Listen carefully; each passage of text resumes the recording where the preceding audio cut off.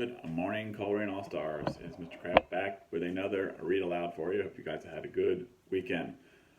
Today we're going to read a sequel of another book that we read last week. We read The Bad Seed, The Bad Egg, The Good Egg, The Bad Seed. Today we're going to read another one of those darn squirrels books. And this one is called Those Darn Squirrels Fly South. And I love the illustrations in this guy's book, so I hope you guys can be able to see this. When I read this, I'm going to take a little extra time to show the pictures, so bear with me.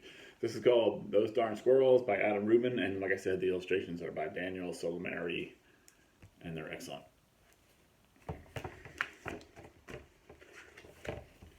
One day, old man Fuquire lived at the edge of town in a beautiful forest of birds and squirrels, but he was such a grump. Sounds familiar. He scolded fireflies for being too bright. He yelled at clouds for being too fluffy, and when the lilacs bloomed, he pinched his nose with a clothespin so he wouldn't have to smell their scent. Who else do you know who's a grump?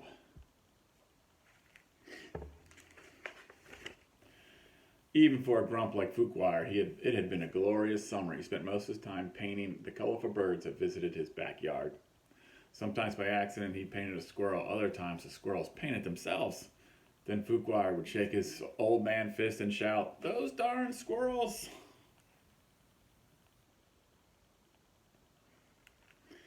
But now it was fall. That's like September, October.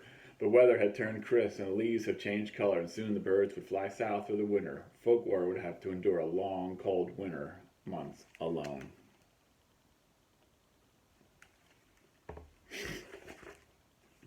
Well, not exactly alone. The squirrels would be there too.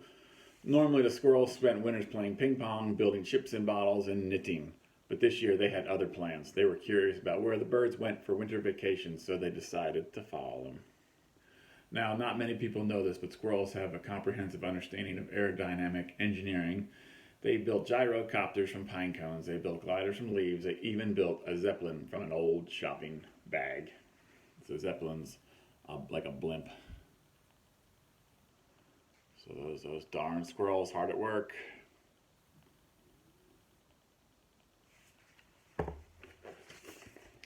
When the first frost arrived, the bonga birds took off, followed by the baba birds and the yaba birds. They circled the house, waved goodbye to Fuquire, and headed south. The frugal birds spent a few extra minutes scarfing up the last farfa seeds, and then he took off too. Fuquire pouted as the sound of the flapping wings floated into the distance. He turned to go inside and heard the rustling in the trees. A rustling followed by a word followed by a buzz. I wonder what it could be. So he's pouting. That means he's sad. A sip of coffee.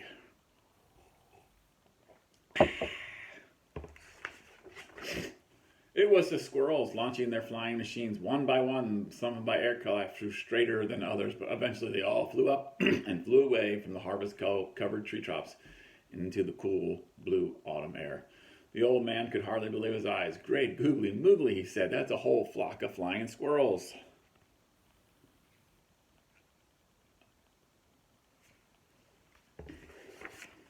The squirrels followed the flugel birds for days. They flew through the night. They flew through the rain. They flew through turbulence.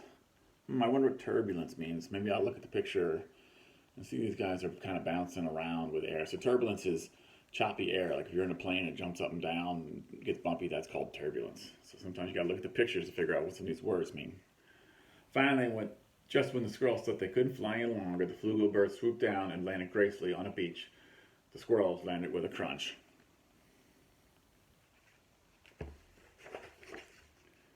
The beach was so warm and beautiful, the squirrels were so happy to be done flying, they decided to have a fiesta.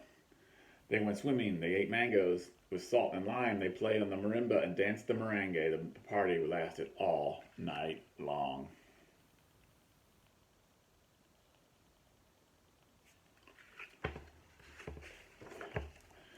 Over the next few weeks, the squirrels made themselves right at home. There were many new plants to snack on. There were also many new birds to see. There were cuckoo birds, kiki birds, and carumba birds. There were so many birds to count. One of the birds reminded the squirrels of someone they knew. What bird looks like someone they would know here? Maybe this guy, because he has a long neck, just like our friend Fuquire. Maybe that's who they're talking about. Deep in the snowy woods, a strange noise woke old man Fuquire from his nap. It was coming from the telephone. He was getting a call. When he picked up the receiver, the operator asked if he would accept the charges from a long-distance call from the village of Santa Vaca. Then there was chattering on the line. "Those darn squirrels!" shouted Fuquire. Now this is a phone. It's an old-timey looking fashion phone. I doubt any of you guys have a phone like that in your house. And then there's these squirrels that are in a phone booth. You don't see those too much either. But I guess I missed the old man. The old man missed the birds, and even though he would never admit it, he missed the squirrels too. He decided to join them. Fuquire had a car that he kept under a tarp in a shed by the stream. He bought it in 1957 and only driven it twice. He loaded it up with his easels, his paints, his brushes, fixed himself a snack of cottage cheese with pepper, and hit the road. And then he drove 12 miles an hour, which is not very fast, all the way to Santa Vaca. The nice people behind him had plenty of time to admire his car. I'm not sure those people are real happy about him driving so slow.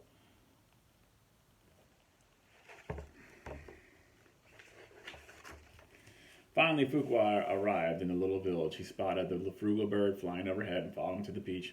When he got out of the squirrels gave him a big hug. I'm not sure he's digging this hug just yet.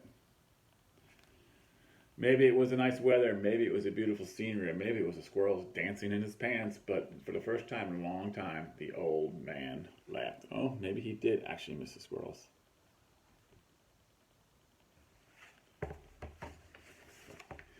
Soon Fuquire set up his easel and began to paint the local birds. "Dabba dabba doo," sang one cuckoo bird. "Baba baba boo," sang the cuckoo bird. Fuquire was overjoyed. "The birds here have even more than the birds back home," he exclaimed. Muttered the frugal bird. Maybe he's grumpy too. He has a long neck. The sun was very hot. Fuquire sweated, but he kept on painting. Fuquire sweltered, but he kept on painting. The Fuquire slumped over forward, face forward, into his painting. The squirrels dragged the old man into the shade and gave him some water. He was red as the bonga bird. I don't think this guy is cut out for life in the tropics or hot weather.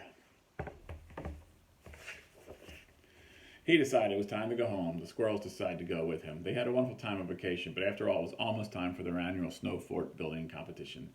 They had one last snack of mango, then Fuquire waved goodbye to the birds, and they all piled into the car.